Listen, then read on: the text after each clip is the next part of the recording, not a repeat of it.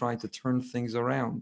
And we will, hopefully, from sitting on the floor in mourning and grieving to getting up off that floor and to doing what we need to do in order to be able to welcome and to bring Mashiach.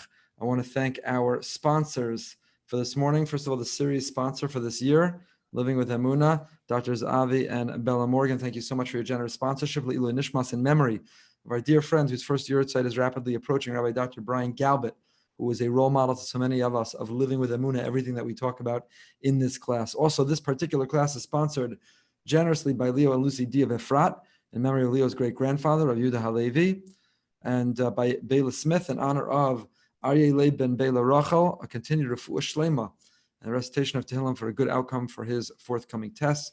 Mitzvah Hashem, we should hear good news, and he should be well. He should have a complete and a speedy and a whole refuah shalema. Okay, thank you for being with us this morning. We continue to learn of Itamar Schwartz. We're in the home stretch, really finishing it up.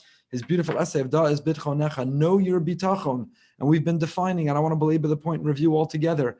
But what bitahon is all about, it's trust. It's trust. And the last thing that we've been developing is the notion that we have all kinds of trust in every area of our life. We trust when we're going to cross the street that we're not going to get run over. We trust that we don't have a blind spot that we can't see. We trust when we take the medicine or we pick up the takeout food that it's not poison or contaminated and it's not going to kill us. We trust in the bank and we trust in our insurance and we trust in, there are all kinds of areas and arenas of trust all around us that define our lives. And they really represent a nugget. They represent an internal ability to trust. The problem is that we misplace that trust. We place the trust in people and things.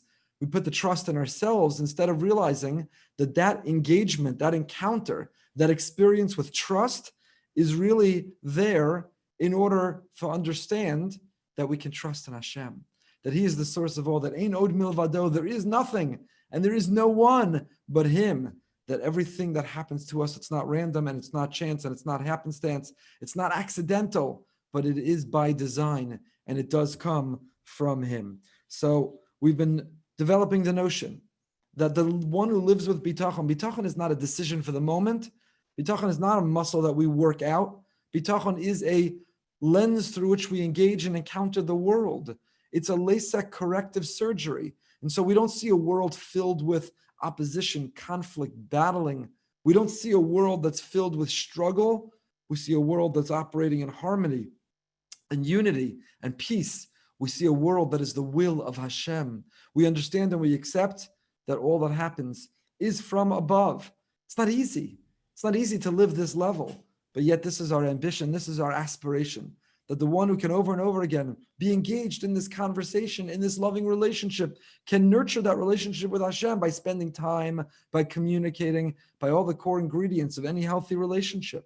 Then when the time comes when we need Him, we're not struggling to find Him. We're not looking for Him. We're not working out some Emunah muscle. We're not deciding, let me live with faith. It's natural. It's natural. As much as I know my parents are there and they love me and they'll come through for me, is to know that Avinu Shebashamayim, my Father, is with me and loves me and will come through for me in that moment. In that moment, I have many stories to share of late in my life, as I'm sure all of you in yours, as our lives have been turned upside down in this area.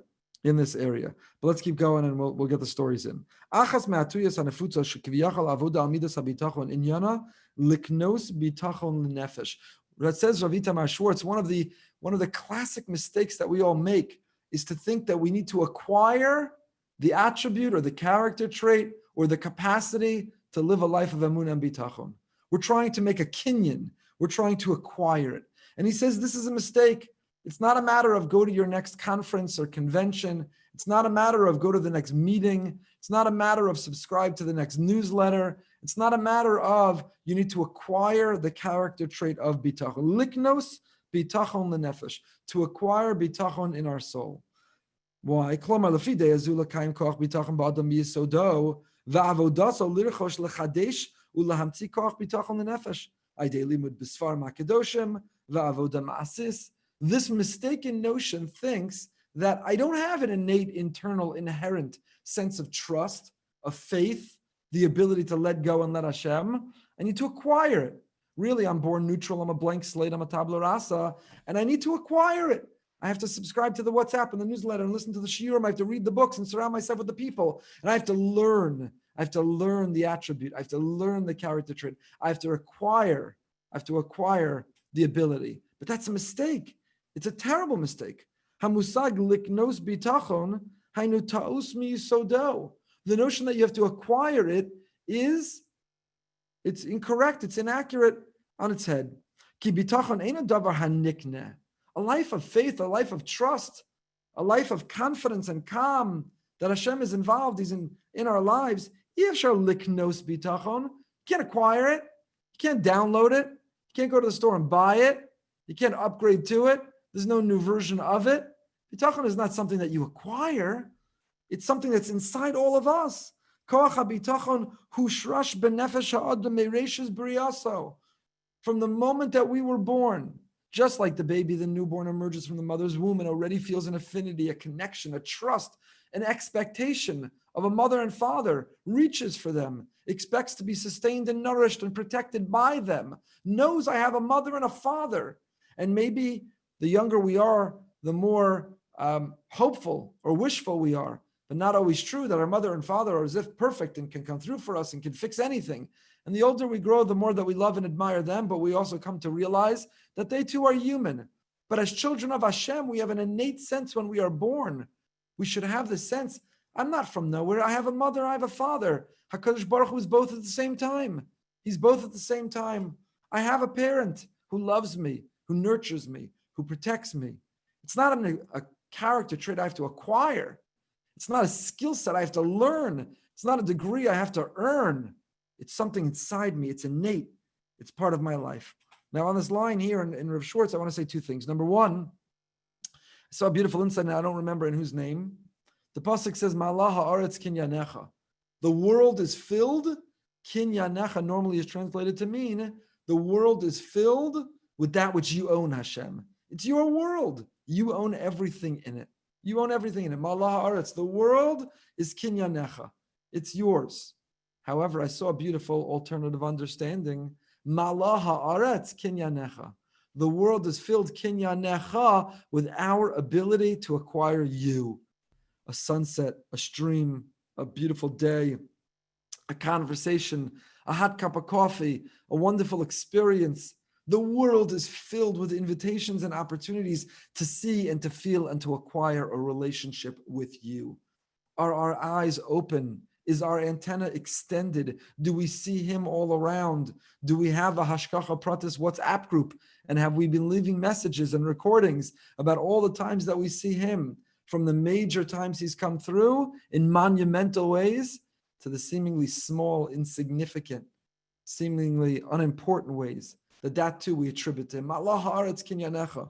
So when Rav Schwartz talks about you don't make a kinyan on bitachon, it's not something we acquire. It's innate, it's inherent, it's intrinsic, it's natural, it's inside each and every one of us.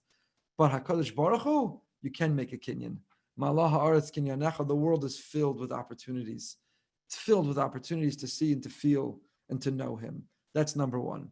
Number two, I want to share with you, we've learned this previously, but I think it was a couple years ago. Rav Elchanan Wasserman and Hashem Yikom Damo, great student, Chavetz Chaim, murdered by the Nazis. Rav Elchanan in his Kovetz Ma'amarim has an essay where he asks the following question. He says some of the greatest minds of all of history struggled and grappled to be able to prove that God exists. Aristotle, the great philosopher, and I'm not invoking his name, Rav Elchanan does. In the essay in Kovetz Ma'amarim, Rav Elchanan says, Aristotle struggled to conclude, is there evidence that's compelling that there is a God, that the Ribono Shlom, the Almighty, exists? So you take a bar mitzvah and a bat mitzvah child, a boy turns 13, a girl turns 12, and you say to them, it's time for Torah and mitzvahs. Put on tefillin, you have to daven, you have to observe Shabbos, you're going to have to fast on Tisha B'Av. It's time to observe Torah and mitzvahs. Oh, and among them is, you have to have Emunah, faith, you have to know and to have a relationship with a God. Ask Rav Elchanan, this little pitzkala, this little bar and bat mitzvah kid, this little teenager, this little adolescent, doesn't know anything in life. They think they do, but they're just starting out on the journey of life. The great philosophers, the most brilliant minds of men and women struggled to conclusively prove that there's a God. And this little tzatzkala, this little pitzkala, this little kid is supposed to know, conclusively observe that mitzvah? How? How could they possibly be obligated? So Rabbi Chanan gives a fundamental answer that's so critical to understand what Emunah and bitahon are all about. And it's what I believe Rav Schwartz is alluding to, maybe not the insight of Rabbi Chanan directly, but along the exact same lines. Says Rabbi Chanan, Emunah and bitahon don't need to be learned. You're right. If you had to first sit down and investigate and analyze and research and try to understand, is there a God? 12 and 13 are unrealistic and unfair ages to expect someone to do it. But that's not what Emunah and bitahon are. Emunah and bitahon you have from the womb. You emerge knowing there's someone bigger, there's someone better, there's more to life. You know there are those who came before. And just like I know that I have parents, I know that I have a parent in heaven, Avinu Shebashamayim. And you know what the whole mission, the whole mandate of parents is? By the time that child is bar mitzvah, don't mess it up. By the time they turn 12 or 13, don't turn them cynical and sarcastic. Don't make them disbelievers. By the time they turn 12 or 13, don't introduce them to what so many adults struggle with and have hang-ups about, but rather continue to nourish and continue to reinforce within them what they've already always known, that there is a God, And this Rav Chanan had a huge impact on my own parenting style. For my older kids who, when they were young, we didn't talk about Hashem to the degree that we do today because we felt it silly. And I talked to a little kid about Hashem helped us find that parking spot. Don't forget to make a bracha and thank Hashem. Isn't Hashem amazing? Look how the weather's perfect for us when we're going out today. It felt silly and it felt unsophisticated. And what did they really understand? What do I even understand? And then we realized how important it is. Children already know that. And now they talk about it. Now they see. And I've given you countless examples ad nauseum about our Hashgacha Pratis WhatsApp group.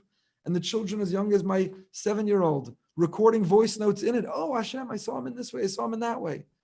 The more we talk about him, the more he will be in our lives. The more he'll be in our lives. We say, I have Emunah ki adaber. Hamancha ki adaber. I have Emunah because I speak about God. I speak about Hashem. So Rav Schwartz here is saying, bitachon Emunah, trust in Hashem and the calm and the confidence that it brings that everything will be okay. These aren't acquired traits. You don't go to school for them. You don't get a degree. You can't take an online course. You can't download it. But rather, it's innate, it's internal, it's intrinsic, it's inside you. Take the layers off. Unpeel all the layers of life that have hardened us and disappointed us, that have failed us. Unpeel the layers of life of ingratitude, of a lack of appreciation, of a failure to recognize where he's been in our life. And underneath it all and inside you, you'll find that at your core, is a Pintel Yid screaming to have a relationship with Hashem. That inside you, in your boich, in your belly, you want to come home to your Father. You want to talk to him. You want to spend time with him. You want to feel his guiding and loving hand. You want to know that everything he's doing is for a reason and that it makes sense. It's not random. It's not outside of us. It's inside of us. Stop looking for the solution elsewhere. Stop looking for the solution with someone else. The solution is inside you. Listen to that voice inside yourself. Listen to what you've always known. Nourish it, nurture it, and let it come out. Reveal it and peel back those layers and know it. What child at any age, I've had to in many circumstances counsel adults who lost their parent, who had estranged relationships with their parent, and it was devastating. Their parent might have died at 90, 95, 120. And it was devastating when they lost their parent. Why? Why? It was tragic. Because that child was holding out for all those years that maybe my mother or father will finally interact with me the way that I've dreamt a mother or father will. Maybe we'll reconcile. Maybe they'll apologize. Maybe there'll be a conversation that I've craved throughout my entire life. And when that parent leaves this world and with them the possibility of the reconciliation they've wanted so badly, where does that come from? Why as children can't we move on? Why don't we just say, they're not the people I wish they were? I wish I could have chosen other parents, but I can't. Why is the person in such profound and acute pain when the parent doesn't live up to what they hoped the parent would be? And the answer is because inside every one of us is a natural yearning to relate and connect with our parent, to be protected and loved and complimented by our parent. When the parent doesn't function in that way, it's devastating to us. But even if our biological parents fail us, and they're not the people we wish and hope they would be, and even if they've left this world and we were never able to repair, we always, from the moment we're born until the day we die, we always have a parent, Avinu Shebashamayim, our Father in heaven. And you don't have to be taught to want to connect with him. You don't have to learn it or download it. It's inside every one of us. Honor it, listen to it, nurture it, uncover it, and you will find this incredible sense of relief and love when you finally unburden and love and unload by talking to Hashem, by talking to him. Tell him your disappointments and frustrations. Protest the decisions that are painful. Thank him for the incredible blessings that we take for granted each and every day. Lean on him in tough times, but know that he's always there. And inside you, you know that. There's a Pintel Yid inside you. There's a Pintel Yid inside each and every one of us. And so the mission for the 12 and 13-year-old, says Rav Chanan Kovetz Ma'amarim, is not to teach them that there's a God. You're right. If you had to sit down the bottom bat mitzvah class and say, okay, boys and girls, today we're going to learn about the evidence for God's existence. Forget about it. You can't get started. But that's not what you have to do. Says Rav Chanan, all you have to do is get out of the way. Don't ruin it. Don't mess it up. Nurture what they already know inside them. They have you, their mommy and Abba, and they also have an Abba in Shemayim. Just teach them that. They want to believe that. They know that. They do believe that. Don't take away the belief. Don't mess it up. That same child who lahavdil elef alfei avdalos, that same child who's willing to believe in a tooth fairy until some older sibling messes it up and ruins it. So you do know it's mom and dad who put the money under your pillow, right? That same child, lahavdil, lahavdil, lahavdil.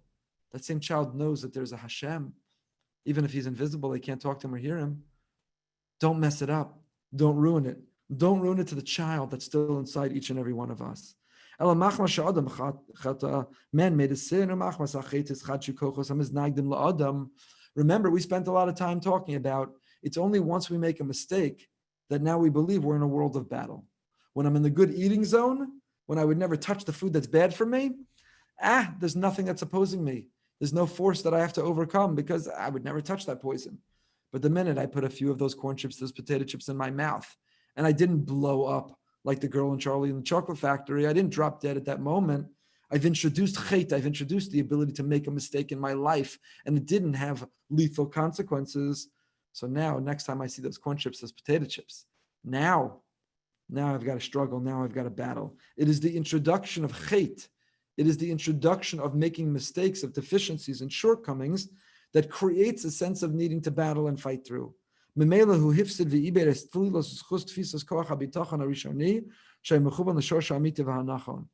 it was smooth sailing. Really, we know there was a Ribono Shalom all along. We introduced the fact and the possibility of making a mistake, and that created the obstacle. And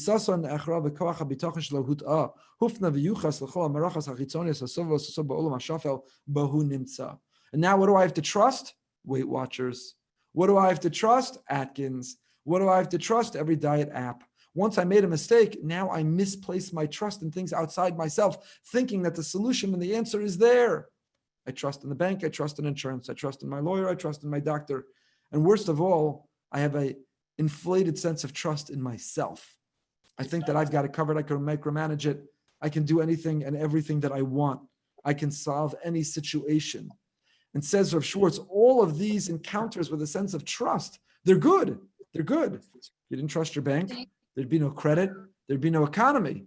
If you didn't trust your doctor, there'd be no healing. If you didn't trust, you need to trust. We need to trust in every area of our life. That trust is good. But those trusts, we have to realize, pale in comparison. They are only small examples of the ultimate trust. And the ultimate trust is in Hashem, not ourselves. And just like I trust, and I was given this example to the extreme, I'm looking for a cup. I don't have one. But like we trust, I can make the cup of coffee and successfully bring it to my lips and successfully drink it. And all the things that need to go right for it to work that I don't even think about because I implicitly trust. Really, I can have the same relationship with Hashem, that all the things that are going right all around me in my life, that I don't take them for granted, but I recognize they're not my skill and management. They are the Ribono Shalom. Ha'ofen hagas hashikri biyoser shel hataya zu hainu. You know what the most arrogant and the most distorted and untruthful sense of misplaced trust? I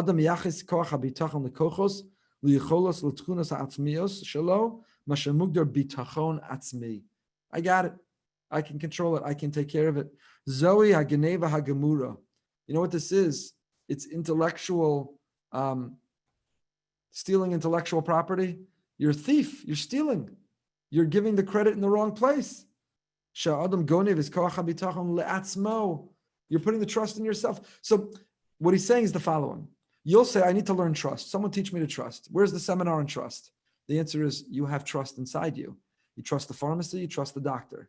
You trust the lawyer, you trust the bank, you trust the insurance. Most of all, you trust yourself. You don't have to learn trust. You don't have to go to a seminar elsewhere for trust. You are living with trust in so many other areas of your life. Now, take that sense of trust that you already have and put it where? Put it in Hashem. This is our mission. So therefore, says Rav Schwartz, the effort of bitachon is not to acquire it, it's not to learn it, but rather it's to reveal it.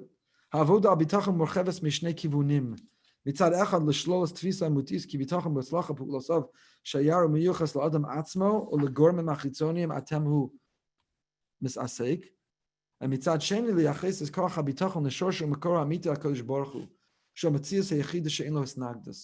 So there are two stages to the effort that we have to put in to learn more bitachon. Number one, to be mindful of the sense of trust we already have, to pause and to think about it and to feel it and to recognize it and to acknowledge it and to lean into it. I trust I could drink this coffee. I trust at the bank. I trust in this arena. To realize I do trust already. And then the second, the harder half, is to take the sense of trust I already have and to realize if I can trust these people and things in my life, then I already have the ability to place my faith and my trust and to turn to Hashem. Hashem is the only that has no hisnagdus. Everything else has hisnagdus. Hisnagdus means tension, battle, have to overcome. There's opposite force. It's a rule of physics. For every force, there's an equal and opposite force pushing back against us. There's friction. Everything in life has friction with the exception of Hashem. And the more I attach myself and the more I credit to Hashem, I have no friction, no opposition in my life. Take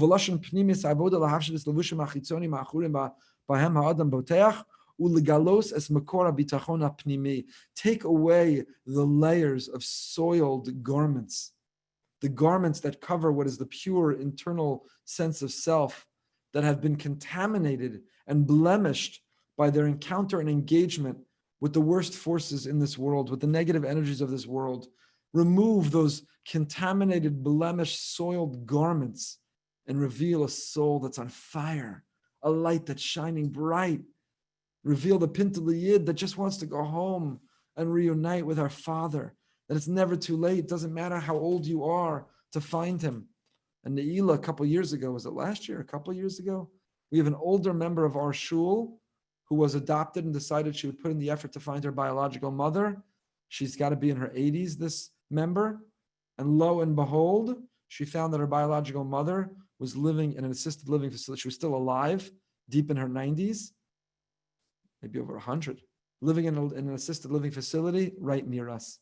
And the newspaper did a whole story. They reunited. She met her mother. And while her mother had advanced dementia, her mother did show signs that she remembered and acknowledged this daughter of hers. And what the daughter felt, she just passed away a couple of weeks ago, the mother. But what this daughter felt after all those years, after decades of life to be reunited, how a child wants to come home, be reunited, made whole with their parent. It doesn't matter where you are, what stage of life, it's never too late to live with Emunah and bitachon, to remove those garments, those layers, those soiled coverings, and to reveal the soul that's on fire and that is light and that just wants to connect. There is a spark of God inside us that has no opposition. And I want to tell you two stories. And every time I tell you these two stories, I hope you realize and know that I'm not trying to focus on myself or my family. I'm just trying to give you examples as a way of hopefully encouragement. And honestly, I'm trying to confess that this is something we're working on in our lives and to invite you to partner and to do it with us. So we made the journey last week. We quarantined in Florida, and then we went through our quarantine mobile to quarantine in New York because, Mirza Hashem, please God, 2 weeks from yesterday, my daughter's getting married, and the governor said you have to quarantine for 14 days when you come from outside of New York. So 20-hour trek, all in one big car. It's never easy to drive straight with your children. And things were moving along relatively smoothly, rather. We have dear friends, amazing people who lent us a minibus that they have that made it easy to fit our whole family and all the luggage. And we're moving along. It's driving smoothly. Everything's great. 6 hours, 7 hours. And then the van starts to rock, shaking wildly. And while my children are in the back amused, all recording themselves to their friends, saying things where they go, because the whole thing is shaking, Yocheved and I were slightly less amused, worried about what's going on. Pulled over to 2 gas stations. I checked the tires. Everything seemed fine. I had no idea. Maybe I-95 in Georgia and South Carolina, North Carolina needs to be paved. I didn't know why the van was rocking the way it was. Until lo and behold, I'm looking on the dashboard. There's a monitor that has the PSI, the air pressure in all 4 of the tires. And the back left tire, I'm looking, and I see the back left tire whose air pressure is supposed to be on 70, literally right before my eyes. 65, 60, 55, 50, 45, 40. And I said, Yocheved, this tire is losing all of its air. Something's going to happen. So she's already anyway on the phone with my future son-in-law, and she says to him, Khalid, when we get to New York, is there a tire place? We're going to need a tire. So when we get to New York, we were in North Carolina. So when we get to New York, I got to pull over right now. This tire is going to blow. And as I saw it go down to 25, I pulled over to the shoulder of I-95 in North Carolina. And I peek outside the car and I look at the tire. And at this point, the tire is entirely flat. Now, this is no ordinary tire. This is the tire of a minibus, of a large van. It's like a truck tire. And here we are on the shoulder of I-95 in North Carolina, a car full of relatively young children. And every car that passes us is zipping by on I-95. The entire car is shaking and rattling when they pass us by. So what do? You stay calm. You've been going to the Living with Emunah shir. You've been giving the Living with Emunah shir. You got to stay calm. Einod milvado. There's nothing but him. So we turn to each other and say, okay, we'll see what Hashem has in store for us. How is this going to work out? There's going to be a plan, right? The worst part of you, the negative voice inside you, starts to panic. What's going to happen? It's Thursday. We're only in North Carolina. We're going to have to get towed, find a hotel to stay at, find a way to get there. Will we get there before Shabbos? How will this work out? What's going to be? So you start to panic, that side in view. And the other side, the good side, the voice that Rav Schwartz is telling us, the Pintel Yid, the Tzelem Elokim, the Nitzotz, the spark of godliness that has no opposition, friction, says, stay calm. This is an adventure. This is a ride. This is going to be fun. Let's see how this is going to turn out. Let's see how it's going to turn out. So I call my roadside assistance, who leaves me on hold for 35 minutes because due to COVID, we have fewer people to answer the phone and help you on the side of the road. I won't say who it is, which roadside assistance it is. So I said to Yocheved, call 911 because let them at least send out somebody who's got lights on their car to make sure nobody's going to ram into us. We're here on the shoulder right next to the highway. The cars are zipping by. We feel ourselves rattling. And maybe they know a tow company. Maybe they'll help us. We're sitting on hold. I don't know how this is going to ever end. And if it gets dark, because it was getting close to dark, it'll get only even worse. So she calls 911 and they put her through the highway patrol and they dispatch someone who's going to come behind us. And in the meantime, we're still sitting there. I'm still on hold with my roadside assistants. The car is still rattling. My kids are still making videos and we're still living with Emunah saying, this is going to be an adventure. Ain't no novado. Let's figure it out. And all of a sudden, I look up from the dash, and there I see a truck in front of me and a man getting out. On the side of the truck, it says some tire company. In the back of the truck, there are tires. And he comes over to me and he says, can I help you? And I get out of the car, and here is a man who I'm convinced is Eliyahu Hanavi, who has a truck that has an air pressure machine that if I tell you he changed the spare tire that I didn't even know this minibus had, it took him maybe 8 minutes to change it to the spare tire. The spare tire was exactly the same tire as the tire that blew. And therefore, he got us back on the road in literally no time. And in the middle or at the end of his fixing this tire is when the policeman finally showed, and he looked at the tire that was changed. It was shredded, it was ripped, and he said to me, do you know how close you were to this tire blowing and your car spinning out of control and how tragic this could have been? Do you begin to understand what could have happened and how lucky you are? So there is a moment, and there are moments in our lives where you can panic. And maybe this is an easy story to tell because it ends well. But all stories, you got to take that deep breath, the breath of life, neshama, neshima, restore and return our soul, the tzelem elokim, the nitzotz eloki, the godly spark, and lean on him and listen to him and know that he's got a plan. It's a journey. You're along for the ride. Says Rav Schwartz, you could live life with hisnagdus, opposition, and forces against, having to battle and friction. You could panic and lose your cool. You could start screaming at your spouse and your children. You could start worrying what's going to be, how will we get hotels and how will we get towed and how long will it take till they find this tire and will we get to where we need to get before Shabbos and how will we get food? You can lose it or you can live with it. You can let go and let God. You can say, Hashem, there's a plan. I don't know what it is, but it's what's going to be right and we're going to be fine. So we got here and it all worked out well. And then on Sunday, we went to get tested to make sure that we're all good as we begin the quarantine towards the wedding. And Baruch Hashem, we all tested negative. But a member of the family wasn't feeling great and said, let's go again yesterday. Spoke to someone who said, double check, make sure it wasn't a false negative, and get tested with the rapid test again. Let's make sure. So I was driving back to the clinic yesterday. And on the car ride, we sang Ein Od Milvado. And we said, you know what the best part of Emunah and bitahon and Hashem is? You don't have to root for one way or the other how the test is going to come out. Whichever way the test comes out is the best, is what's meant to be. So it's so great. Usually you'd worry and you'd stress.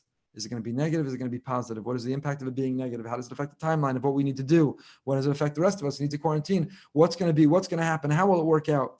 Normally you panic when you consider the alternatives. But when you live a life of emunah and bitachon, then you never need to panic. This is the calm. Remember how this all began? Betach. Remember Shimon and Levi entered the city, betach. They came in with a sense of confidence because they knew that they had set up the situation to triumph, to persevere, to win. They knew that they had manipulated everything in their favor, and therefore they were able to enter the city of Shechem betach. They were able to enter with a sense of confidence and calm because they knew it would turn in their favor. And when you go through life and you know that even as you face hard things, and we're davening for Ari this morning, babe, and please God, everything is going to be well, and you wonder and you wait, tests and returns and what's going to happen and what will be, and it's not easy. It's not easy. A flat tire is nothing compared to the waiting some are doing. And I've told my family, thank God we've been negative. I've tested 3 times. I've been negative all 3 times. But I will tell you, if nothing else, it gave me a fraction of a fraction of a fraction of a fraction of a fraction of what people waiting for real tests are waiting, what it's like to wait to hear back from that lab or from that report and to want to know something that could change the trajectory of your life. The level of empathy it gives me for the people who have to sit and wait. A fraction of a fraction, a nothing of what they go through when we wait, particularly a rapid test. You're waiting a whole 20 minutes to hear what it is. It should make all of us more sympathetic and empathetic, more loving and more caring, more understanding of people who have to wait for real tests with real negative impact, But this is the message of Rav Schwartz, and we're really finishing up in the next couple of sessions. We'll get through this piece and turn to our next limud, because we've been learning this for many months together already. But this is what Rav Schwartz is telling us. Stop looking for the answer elsewhere. Stop looking for the solution. Not many people say, Rabbi, if only someone would give me the inspiring speech. Rabbi, if only you gave me the right book. If only life, treated me a certain way, then I'd have bitachon and emunah. No, the answer is not outside of you. The answer is not in someone else. The answer is not in some seminar, some speech, some book. The answer is inside you. Just peel it back, reveal it, uncover it, and find it, and express it, and nurture it. The answer is inside you. Turn to him, trust in him. And in those moments, take that deep breath and remember, Ein Od Milvado. Whether you want to sing it or say it, whether you just want to think it, Ein Od Milvado. There is no one, there is nothing. The Nefesh HaChaim, Rav Chaim Volozhiner, the Skula, that when you're going through a difficult time, when you're in a circumstance that you're not sure how you'll get out, simply declare over and over again, Ein Od Milvado. There is nothing but you. So whichever way the test turns out, however this flat tire story turns out, I've never lost my calm or cool. Why would I? Because you're the one planning the program. I'm just along for the ride. You, the omnipotent, infinite being, are the one who has organized how this is meant to be. It's an adventure. I can't wait to find out. Are we going to be back on the road? Are we going to be sleeping in a hotel? Are we going to be towed? Or are we going to get to our destination? When, how, why? Is the test going to be positive and we have to refigure out a timeline and quarantining and daven, of course, that no one's health fails? Or is the test going to be negative and we're back on track to where we were? I'm not worried either way because you're in charge, you're in control, you decide. And I'd much rather you decide than I decide. Because if it's a choice between your timeline or mine, if it's a choice between your results or mine, and you're omnipotent, infinite, always knows what's best, I defer to you. I choose you each and every time. So I share these stories not for your sympathy because Baruch Hashem, everything has turned out amazing and well and wonderful. And the Mirza Hashem, it should for all of you and all of us as well. And even when it doesn't, every time you take 2 steps forward, it's like you take a step back. But each time he comes through one way or another, things work out. And the Mirza Hashem, they should continue to work out.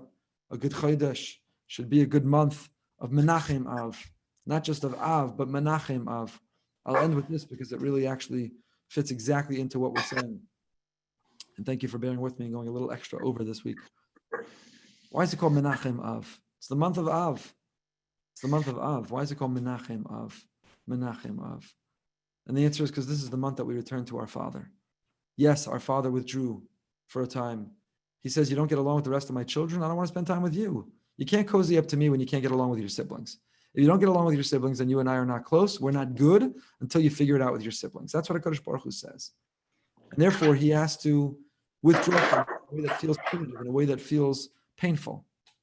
And we daven and we long to restore and to reconnect and to reconcile with him, to be together again. But even that is an act that is menachem av. Says the Kotzker Rebbe, if you see an adult who's reprimanding a child, you know the adult is the child's parent. Because that no regular adult cares enough about the child to reprimand them. The only one who cares enough, who's invested enough to reprimand them, is their own parent. And so even though this is the month we feel reprimanded by Hashem, the menachem of what's comforting is to know he's our Father. Even when he's reprimanding us, even when he's teaching us a lesson, even when he's trying to rehabilitate us, he's menachem of.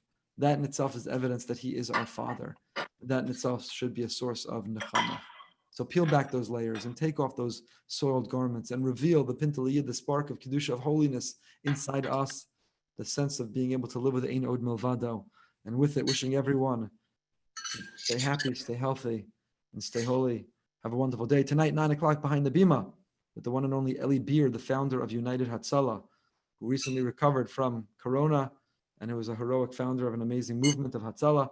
Join us tonight, 9 o'clock. Wishing everyone a wonderful day.